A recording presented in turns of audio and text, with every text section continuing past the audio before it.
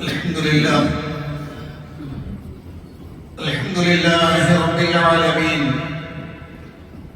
نحمده ونستعينه ونستغفره ونعوذ بالله من شرور أنفسنا ومن سيئات أعمالنا من يهده الله فلا مضل له ومن يضلل فلا هادي له وأشهد أن لا إله إلا الله وحده لا شريك له وأشهد أن محمدًا عبده ورسوله صلى الله وسلم وبارك عليه وعلى آله وأصحابه ومن اهتدى بهداهم إلى يوم الدين أما بعد فإن أصدق الحديث كتاب الله وخير الهدي هدي محمد صلى الله عليه وسلم وشر الأمور محدثاتها وكل محدثة بدعة وكل بدعة ضلالة وكل ضلالة في النار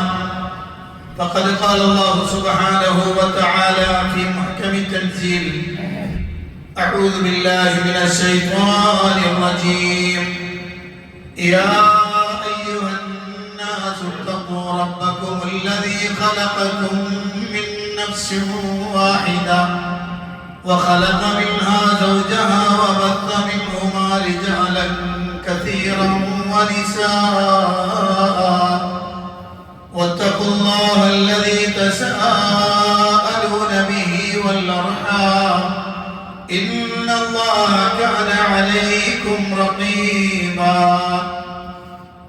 يا أيها الذين آمنوا اتقوا الله وقولوا قولا سديدا يصلح لكم أعمالكم ويغفر لكم ذنوبكم ومن يطع الله ورسوله فقد فاز فوزا عظيما يا أيها الذين آمنوا اتقوا الله حق تقاته ولا تموتن إلا وأنتم مسلمون പ്രിയപ്പെട്ട സത്യവിശ്വാസികളെ സത്യവിശ്വാസിനികളെ പ്രപഞ്ചനാഥനായ അല്ലാഹുവിന്റെ കൽപ്പന നിർദ്ദേശങ്ങൾ ജീവിതത്തിന്റെ നിഖിലങ്ങളിലും സൂക്ഷിക്കണമെന്ന് എന്നോടെന്ന പോലെ നിങ്ങൾ ഓരോരുത്തരോടും അത് അർഹിക്കുന്ന പ്രാധാന്യത്തിൽ ഗൗരവത്തിൽ ഉണർത്തുകയാണ്. പരിശുദ്ധ ഇസ്ലാം അല്ലാഹുവിന്റെ മതമാണ്. ആ മതത്തിന്റെ വിശ്വാസ ആചാര അനുഷ്ഠാന മേഖലകളെല്ലാം ശാരിഅയ അല്ലാഹു സുബ്ഹാനഹു വ തആല അവന്റെ ഗ്രന്ഥത്തിലൂടെ പഠിപ്പിച്ചതും അവന്റെ പ്രവാചകനിലൂടെ വിശദീകരിച്ചു തന്നതുമാണ്. അതുകൊണ്ട് തന്നെ അല്ലാഹു സുബ്ഹാനഹു വ തആലയുടെ ദീനിൽ വേറൊരാൾക്ക് കൈകടത്താനോ വേറൊരാൾക്ക് ഇഷ്ടത്തിനനുസരിച്ച് എന്തെങ്കിലുമൊക്കെ ആവിഷ്കരിക്കുവാനോ യാതൊരു തരത്തിലുള്ള അനുവാദവും അല്ലാഹു നൽകിയിട്ടില്ല. ശരീഅത്ത് പഠിപ്പിച്ചു കൊടുക്കുവാൻ വിശദീകരിച്ചു കൊടുക്കുവാൻ വേണ്ടി അല്ലാഹു നിയോഗിച്ച പ്രവാചകനാണ് നബി സല്ലല്ലാഹു അലൈഹി വസല്ലം. ആ പ്രവാചകനോട് പോലും അല്ലാഹു ആവശ്യപ്പെടുന്നത് അല്ലാഹു സുബ്ഹാനഹു വ തആല നിയമമാക്കി തരുന്നത് പിൻപറ്റണം എന്നതാണ്.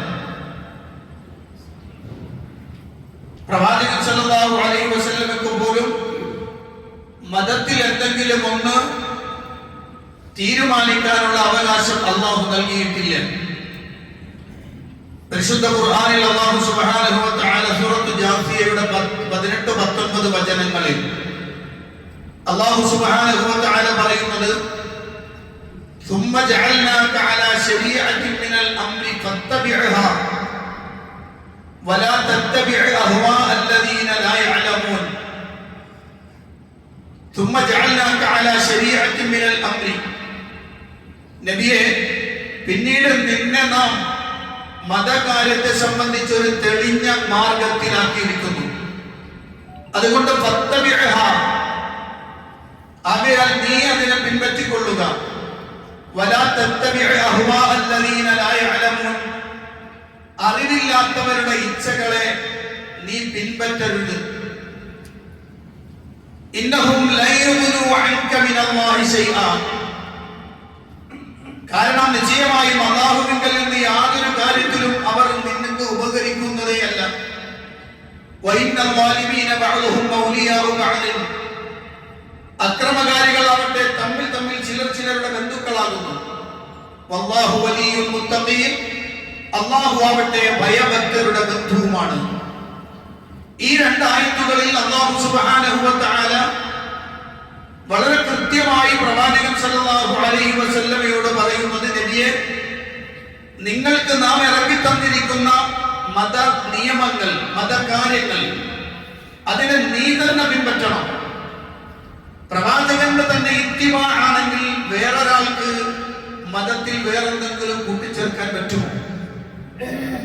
പ്രവാചകൻ സല്ലല്ലാഹു അലൈഹി വസല്ലമയുടെ ഡ്യൂട്ടി തന്നെ, അവിടുത്തെ ദൗത്യം തന്നെ അല്ലാഹുവിന്റെ മതത്തെ, അതിന്റെ ആശയങ്ങളെ, ആദർശങ്ങളെ സമൂഹത്തിന്റെ മുന്നിൽ അതിനെ പിന്തുടർന്നുകൊണ്ട് പരിചയപ്പെടുത്തി വിശദീകരിച്ചു കൊടുക്കുക എന്നത് മാത്രമാണ് എന്ന്. ഇനി സത്യവിശ്വാസികളെ സംബന്ധിച്ചിടത്തോളം അവർ വേദഗ്രന്ഥത്തെ കൃത്യമായി പാരായണം ചെയ്ത് അതിനെ എങ്ങനെയാണോ പിൻപറ്റാൻ പറഞ്ഞത് ആ രൂപത്തിൽ പിൻപറ്റുകയാണ് വേണ്ടത്.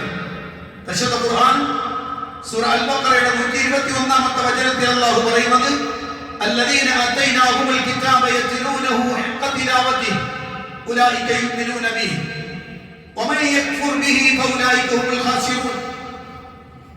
ഏതൊരു കൂട്ടർ അവർക്ക് നാം വേദഗ്രന്ഥം നൽകിയോ ആ വേദഗ്രന്ഥം അവരത് മുറപ്രകാരം പാരായണം ചെയ്തു വരുന്നുവോ അക്കൂട്ടർ അതിൽ വിശ്വസിക്കുന്നതാണ്.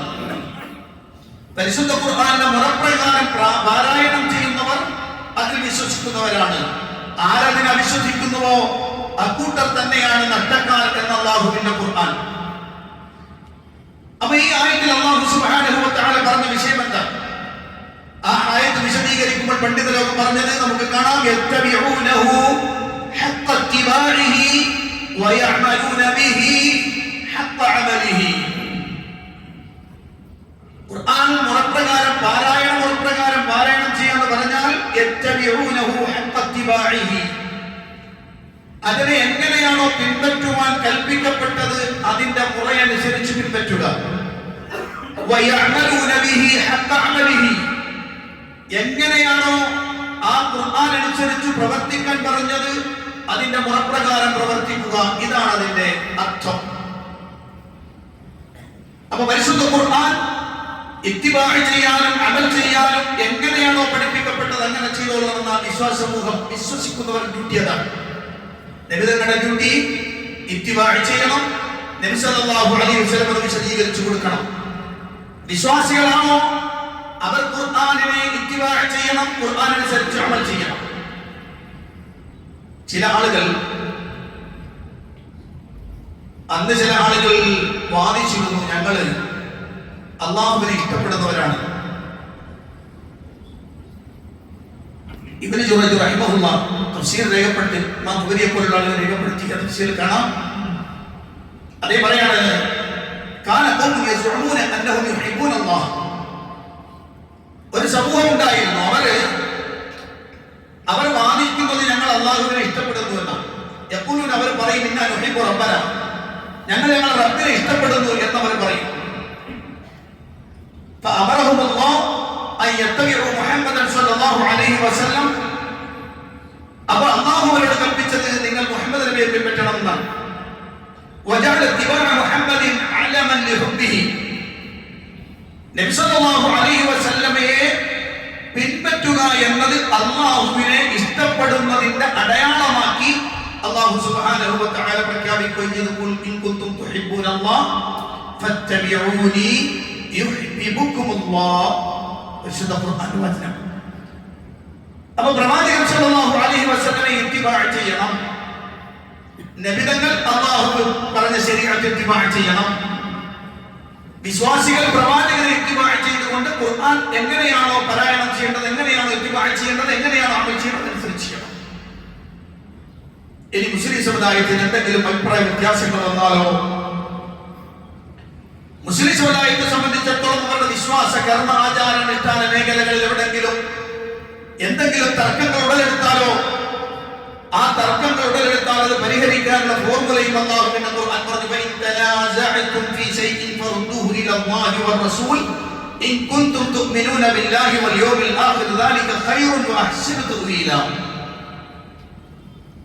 നിങ്ങൾ ഏതെങ്കിലും ഒരു കാര്യത്തിൽ പരസ്പരം പിണക്കത്തിലായാൽ, പരസ്പരം നിങ്ങൾ ഭിന്നതയിലായാൽ, ആ വിഷയത്തെ ഫറുദ്ദൂഹു ഇലല്ലാഹി വറസൂൽ, അല്ലാഹുവിലേക്കും റസൂലിലേക്കും മടക്കണം.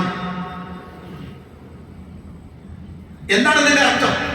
അല്ലാഹുവിന്റെ ഖുർആനിലേക്ക് മടക്കണം. നേരത്തെ പറഞ്ഞ പോലെ ഖുർആൻ എന്താണോ പറഞ്ഞത് സ്വീകരിക്കണം.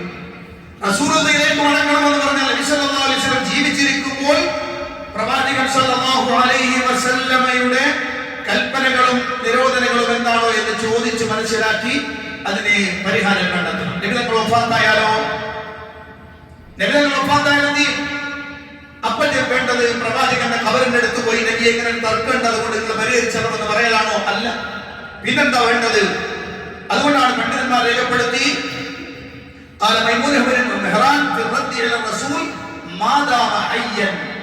ജീവിച്ചിരിക്കുന്ന കാലഘട്ടത്തിലാണെങ്കിൽ നബിയിലേക്ക് മടക്കണം.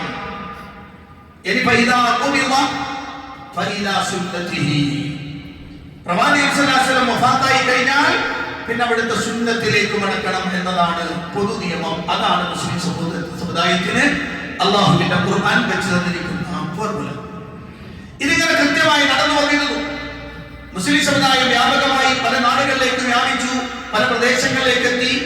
മുസ്ലിം സമുദായത്തിൽ പരിശുദ്ധ ഖുർആനും തിരുസുന്നത്തും പഠിപ്പിക്കാത്ത പലതരത്തിലുള്ള പുതിയ വാദങ്ങളും പുതിയ ആശയങ്ങളും പുതിയ പ്രവർത്തനങ്ങളും പുതിയ ചിന്താധാരകളും ഒക്കെ ഉടലെടുത്തു. അങ്ങനെ കടന്നു വന്നു. ധാരാളം ബിദ്അത്തുകളും ഖുറാഫാത്തുകളും ഈ മതത്തിലേക്ക് കടന്നു വന്നു. പിശാച് അല്ലാത്ത ഇഷ്ടത്തിൽ അതിനെയൊക്കെ പ്രൊമോട്ട് ചെയ്യാൻ അതിന്റെ ആളുകളെ നിരന്തരം പ്രേരിപ്പിച്ചുകൊണ്ടിരുന്നു.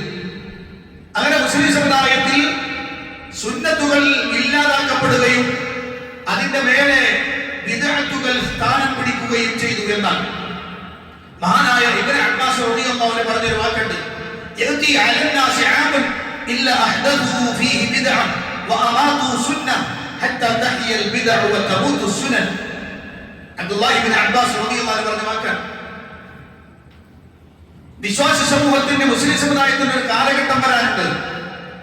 ആ കാലഘട്ടത്തിന്റെ പ്രത്യേകത ഇല്ല അഹ്ദഥു ഫീഹി ബിദ്അ, അവരതിൽ ബിദ്അത്തുകൾ ധാരാളമായി ഉണ്ടാക്കിക്കൊണ്ടിരിക്കും. ഏതുവരെ? ഹത്താ തഹിയൽ ബിദ്അ വതമൂതു സുനൻ.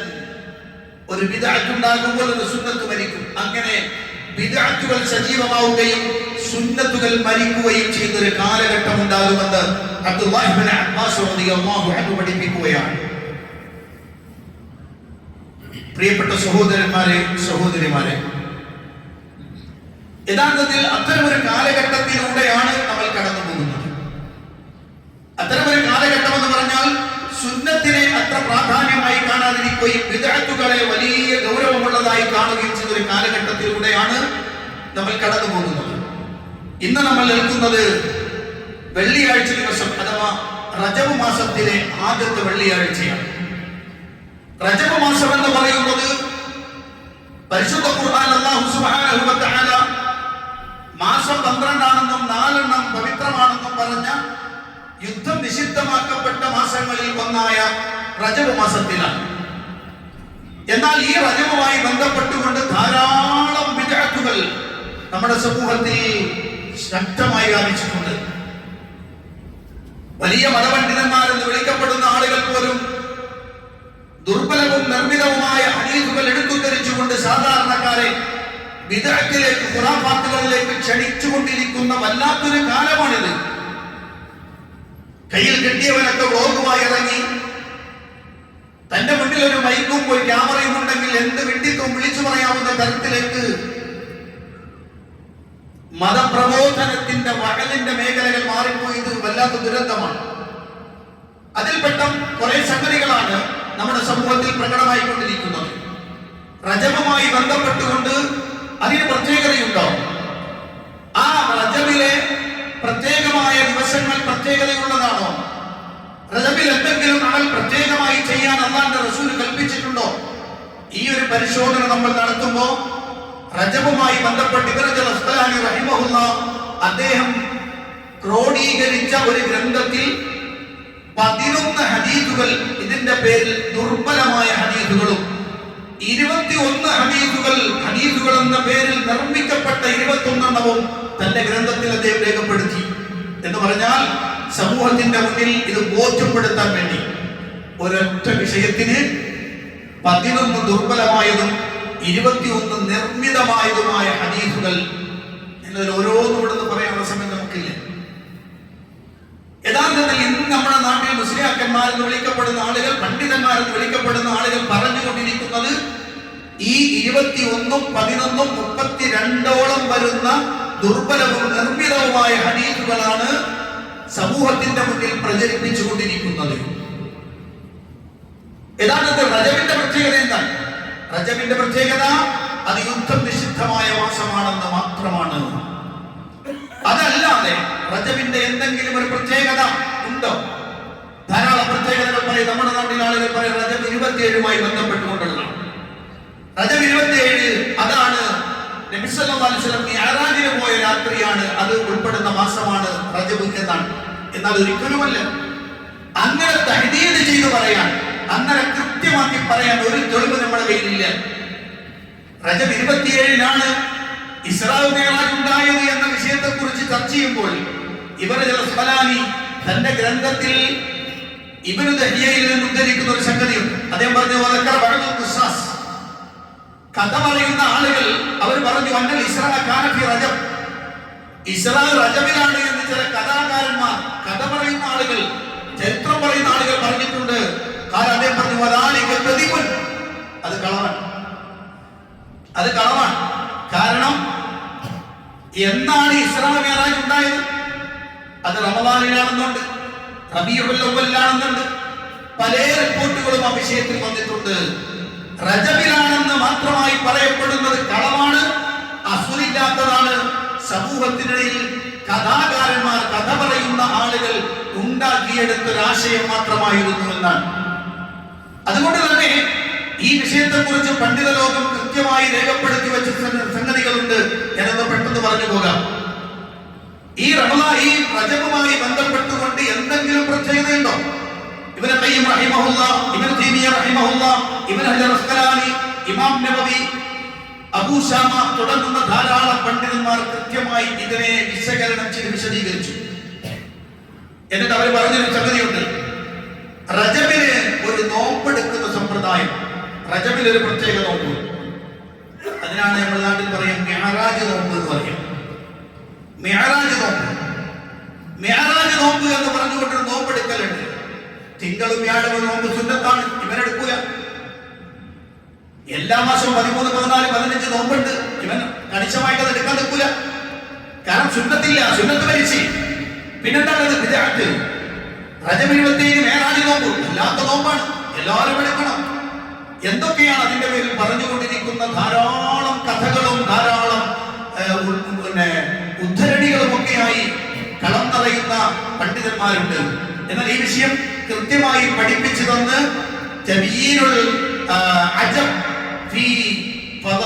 ഫീമാ വറദ ഫീ ഫദ്ൽ റജബ്, തബീനുൽ അജബ് ഫീമാ വറദ ഫീ ഫദ്ൽ റജബ്, റജബിന്റെ ശ്രേഷ്ഠതയിൽ വന്നിട്ടുള്ളതിലെ അത്ഭുതം വ്യക്തമാക്കുന്നു എന്ന് പറഞ്ഞുകൊണ്ട് ഒരു ഗ്രന്ഥം ഇബ്നു ഹജർ അസ്ഖലാനി റഹിമഹുല്ലാഹ് ഉണ്ടാക്കിയിട്ടുണ്ട്. അതായത് ഈ വാദക്കാരെ തിരുത്താൻ വേണ്ടിയാണ്. എന്നിട്ട് അദ്ദേഹം പറഞ്ഞൊരു വാചകം, അദ്ദേഹം പറയാം പിന്നെ ഇബ്നു റജബ് ഹംബലി റഹിമഹുല്ലാഹ് പറഞ്ഞൊരു വാക്കോട് പറയാം വഅമ്മാ സിയാമു ഫലം യസിഹ ഫീ ഫദ്ലി സൗമി റജബിൻ ബിഖുസൂസിഹി ശൈഉൻ അനി നബി സ്വല്ലല്ലാഹു അലൈഹി വസല്ലം വലാ അൻ അസ്ഹാബിഹി. ഇബ്നു റജബ് ഹംബലി എന്ന് പറഞ്ഞാൽ ഹംബലി മദ്ഹബിലെ പ്രഗൽഭനായ പണ്ഡിതനാണ്. അദ്ദേഹത്തിന്റെ ലത്വായിഫുൽ മആരിഫ് എന്ന ഗ്രന്ഥത്തിൽ അദ്ദേഹം പറഞ്ഞ വാചകമാണിത്. എന്താ അദ്ദേഹം പറഞ്ഞത്? റജബിൽ നോമ്പെടുക്കൽ, പ്രത്യേക നോമ്പ്. ഫലം യസ്ഹ ഫീ ഫദ്ലി സൗമി റജബിൻ ബിഖുസൂസിഹി, റജബിന്റെ ഒരു നോമ്പിനെ പ്രത്യേകമാക്കിക്കൊണ്ട് അതിന്റെ ശ്രേഷ്ഠത പറയുന്നത് ഒന്നും സഹിഹായി വന്നിട്ടില്ല. നബി സല്ലല്ലാഹു അലൈഹി വസല്ലമയിൽ നിന്നില്ല, വലാ അൻ അസ്ഹാബിഹി, പ്രവാചകൻ സല്ലല്ലാഹു അലൈഹി വസല്ലമയുടെ സ്വഹാബികളിൽ നിന്നും ഉണ്ടായിട്ടില്ല. പിന്നെ എന്താണിത്? ഈ പറഞ്ഞത് എന്താ? കൃത്യമായി പണ്ഡിതന്മാർ രേഖപ്പെടുത്തി വെച്ചു, ഈ സംഗതി ഒന്നെങ്കിൽ ദുർബലമാണ്, അല്ലെങ്കിൽ ദഈഫാണ്. وأما الأحاديث الواردة في فضل رجب أو في فضل صيام شيء منه صريحة فهي على قسمين ضعيفة وموضوعة. ഇതെന്റെ വാക്കല്ല, ഇബ്നു അൽ-അസ്ഖലാനിയുടെ വാക്കാണ്. അദ്ദേഹം പറയുന്നത് ലം യരിദ് ഫീ ഫദ്ലി റജബിൻ, റജബും അമ്മൽ ഹാദിസുൽ വാരിദത്തു ഫീ ഫദ്ലി റജബ്, റജബിന്റെ ശ്രേഷ്ഠതയിൽ വന്ന ഹദീസുകളെല്ലാം എല്ലാം ഔ ഫീ ഫദ്ലി സിയാമി ശൈഇൻ മിൻഹു ശരീഹ, അല്ലെങ്കിൽ റജബിന്റെ നോമ്പിനെ വ്യക്തമാക്കി കൊണ്ടുവന്നിട്ടുള്ള ശ്രേഷ്ഠത പറയുന്ന ഹദീസ് ഫഹിയ അലാ ഖിസ്മൈൻ, അത് രണ്ട് വിഭാഗമാണ്. ളഈഫത്തുൻ വമൗദൂഅ, ഒന്നെങ്കിൽ അത് ദുർബലമാണ്, അല്ലെങ്കിൽ അത് നിർമ്മിതമാണ് എന്നാണ്. അപ്പോൾ നിങ്ങൾ നോക്കൂ, റജബുമായി ബന്ധപ്പെട്ടുകൊണ്ട് നമ്മുടെ നാട്ടിൽ പറഞ്ഞുകൊണ്ടിരിക്കുന്നതെല്ലാം കള്ള ഹദീസുകളാണ്. അത് എത്ര വലിയ തലയെക്കെട്ടോ അല്ലെങ്കിൽ ഇതുപോലെ തട്ടമിട്ടിട്ടോ തട്ടമിടാതെയോ എങ്ങനെ പറഞ്ഞാലും ശരി, ഒരെണ്ണം പോലും ആ വിഷയത്തിൽ സ്വഹീഹായി വന്നിട്ടില്ല എന്ന് പറഞ്ഞത് ഇബ്നു അൽ-അസ്ഖലാനിയെ പോലെ, ഇബ്നു റജബ് അൽ-ഹംബലിയെ പോലെ, അബൂ ശാമയെ പോലെ പ്രഗൽഭരായ പണ്ഡിതന്മാർ വളരെ കണിശവും കൃത്യവുമായി പറഞ്ഞിട്ടുണ്ട്. അതുകൊണ്ട് തന്നെ നമ്മൾ മനസ്സിലാക്കി വെക്കേണ്ട ഒരു കാര്യം, പിന്നെ അതെങ്ങനെയാണ് ഇത്രയധികം വ്യാപകമായല്ലോ? ചില ആളുകൾ പറയുന്നതാണ്, കാലങ്ങളായി ഇത് തുടർന്നു വരുന്നതാണ്. ഞങ്ങളെ മുമ്പത്തെ പണ്ഡിതന്മാർ, അതിനുമ്പത്തെ പണ്ഡിതന്മാർ, ഞങ്ങളെ ഉപ്പ, ഞങ്ങളെ ഉപ്പാപ്പ എല്ലാവരും ഇങ്ങനെ ചെയ്തു വന്നിട്ടുണ്ടല്ലോ. അതെ, യഥാർത്ഥത്തിൽ 4-ാം നൂറ്റാണ്ടിന് ശേഷമാണ് ഈ റജബ് ആഘോഷമാക്കുന്ന സമ്പ്രദായം വന്നത് എന്നാണ്. അതുകൊണ്ട് ആ സ്വഹാബികളും താബിഈകൾക്കും ആർക്കും ഈ വിഷയത്തിൽ ഒരു വാക്കും പറയാൻ എടുത്തു കാണിക്കാൻ ഇല്ലാത്തതെന്നാണ്. ഇനി നിങ്ങൾ നോക്ക്, ഇബ്നു അബ്ബാസ് പറഞ്ഞ വാക്കിലേക്ക് തിരിച്ചു വരാം. യഅതി അലന്നാസി സമാനും തഹിയൽ ബിദ്അ വ തമൂതു സുനൻ, സമൂഹത്തിലേക്ക് ഒരു കാലഘട്ടം വരാനുണ്ട്, സുന്നത്തുകൾ മരിക്കുകയും ബിദ്അത്തുകൾ ജീവിച്ചിരിക്കുകയും ചെയ്യുന്ന ഒരു കാലഘട്ടം വരുന്നു എന്ന് അല്ലാഹുവിന്റെ പ്രവാചകന്റെ കൂടെ നടന്ന് ദീനുപഠിച്ച് പരിശുദ്ധ ഖുർആനിന് കൃത്യമായ വ്യാഖ്യാനം പറയാൻ അർഹത നേടിയ മഹാനായ ഇബ്നു അബ്ബാസ് റളിയല്ലാഹു അൻഹുവിന്റെ വാക്കാണത്. അവിടെയാണ് നമ്മൾ എല്ലാ വെള്ളിയാഴ്ചയും ഓതുന്ന സൂറത്തുൽ കഹ്ഫിന്റെ ആ ഒരു വാക്ക്, ആ ഒരു ആയത്ത് കൂടി നമ്മൾ ശ്രദ്ധിക്കണം. ഖുൽ ഹൽ നബിഉകും ബിൽ അഖ്സരീന അഅമാല الذين ضل سعيهم في الحياة الدنيا وهم يحسبون أنهم يحسنون صنعا قل نبي പറയുക هل نبئكم بالأخسرين أعمالا, അമലുകൾ ചെയ്തുകൊണ്ട് പരാജയത്തിലേക്ക് പോയ ആളുകളെ കുറിച്ച് നിങ്ങൾക്ക് നാം അറിയിച്ചു തരട്ടെയോ? الذين ضل سعيهم في الحياة الدنيا,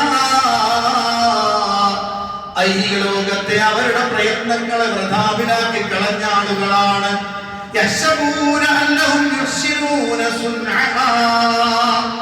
അവർ തെറ്റാണെന്ന് വിചാരിച്ചു ചെയ്തവരല്ല.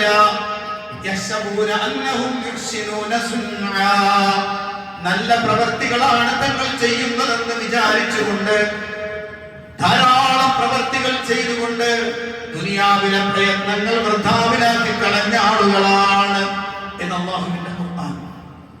അതുകൊണ്ട് ഖുർആൻ സൂറത്ത് ഗാശിയയിൽ പറഞ്ഞത് ഹാമിലത്തുൻ നാസിബ തസ്ലാ നാറൻ ഹാമിയ, ക്ഷീണിച്ച് പ്രവർത്തിച്ച് ക്ഷീണിച്ചവയായിരിക്കും, പക്ഷേ നരകത്തിൽ കടന്നെരിയുകയായിരിക്കും അവ ചെയ്യുക എന്ന് അല്ലാഹുവിന്റെ ഖുർആൻ.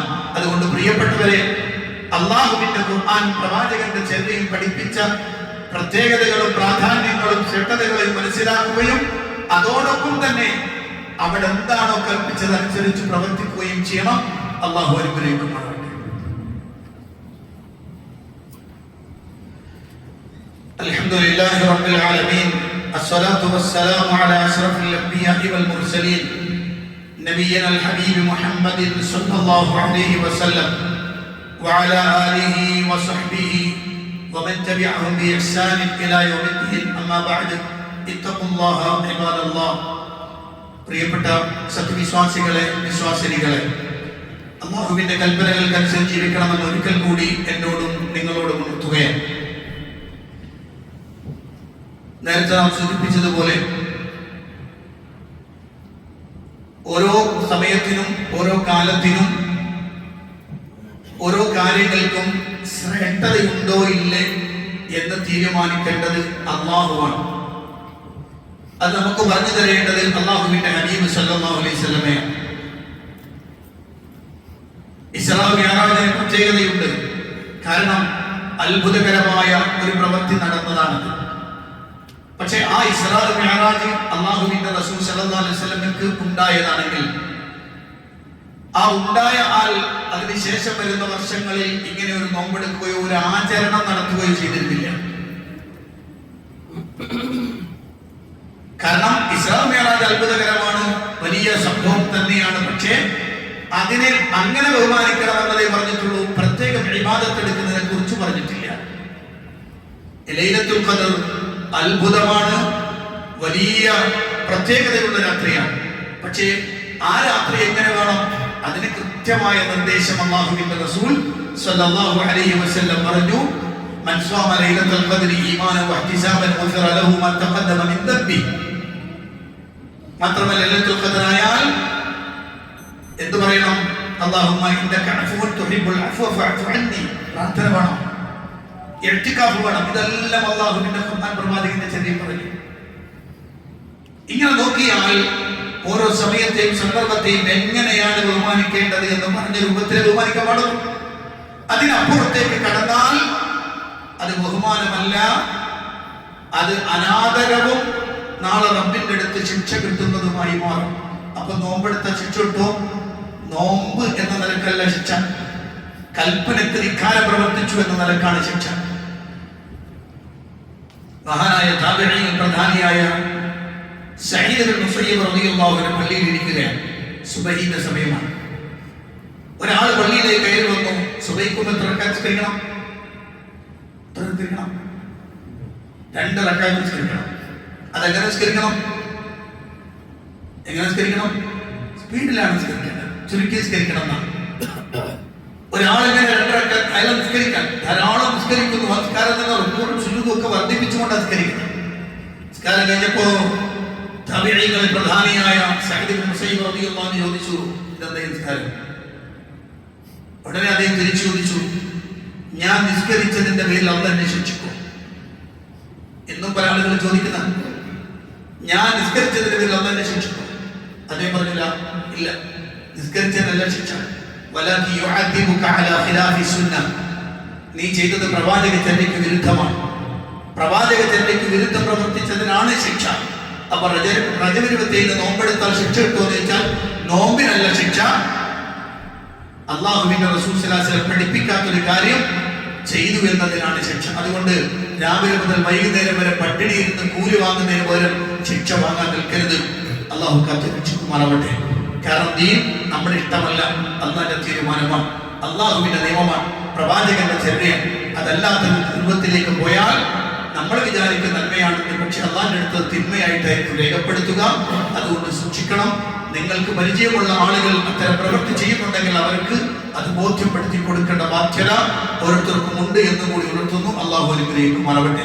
പ്രിയപ്പെട്ടവരെ, ഇന്ന് അരീക്കോട് മൂർക്കനാട് സ്വദേശി ഹനീഫ സാഹിബ് എത്തിയിട്ടുണ്ട്. അദ്ദേഹത്തിന് മാരകമായ രോഗം മൂലം തലയോട്ടി മാറ്റിവെക്കാനുള്ള ഓപ്പറേഷൻ നടത്തണം. വല്ലാത്തൊരു ദുരന്തമാണ്. അള്ളാഹു നമ്മളെല്ലാവരെയും എല്ലാ ദുരന്തങ്ങളും കാത്തിരക്ഷിക്കും. മാരകമായ രോഗങ്ങൾ അല്ലാഹു എല്ലാവരെയും കുടുംബത്തെയും കാത്തിരക്ഷിക്കുമാറാവട്ടെ. അത്രയും മാരകമായ ഒരു അവസ്ഥയിൽ അദ്ദേഹത്തിന്റെ ഭാര്യയുള്ളത്. നിസ്സഹായനാണ് അദ്ദേഹം. സഹായിക്കണം. നമ്മൾ ഓരോരുത്തരും നമ്മുടെ ഒരു കൂടപ്പുറപ്പിനെ പോലെ കണ്ട് അദ്ദേഹത്തിന്റെ ആ ഭാര്യയുടെ ചികിത്സക്ക് വേണ്ടി ഒരു സഹായം നമ്മൾ എല്ലാവരും അറിഞ്ഞ് മനസ്സറിഞ്ഞ് ചെയ്യണമെന്ന് ഈ സന്ദർഭത്തിൽ ഉണർത്തുകയാണ്. അള്ളാഹു അനുഗ്രഹിക്കുമാറാവട്ടെ. നമ്മുടെ പ്രവർത്തനങ്ങൾ സ്വീകരിക്കാൻ അർഹമായ പ്രതിഫലം അനുഗ്രഹിക്കുകയും ചെയ്യുമാറാവട്ടെ. വന്നുപോയി തെറ്റുകുറ്റങ്ങൾ അള്ളാഹു വിട്ടുപുറത്ത് മാപ്പാക്കി തരുമാറാവട്ടെ. മരണപ്പെട്ടവർക്ക് അള്ളാഹു മഗ്ഫിറത്തും റഹ്മത്തും പ്രദാനം ചെയ്ത് അനുഗ്രഹിക്കുമാറാവട്ടെ.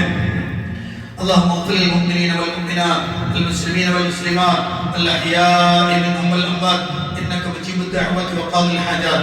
اللهم أعز الإسلام والمسلمين وأذل الشرك والمشركين. اللهم دمر أعداءنا وأعداء الدين بما شئت وكيف شئت يا ذا الجلال والإكرام.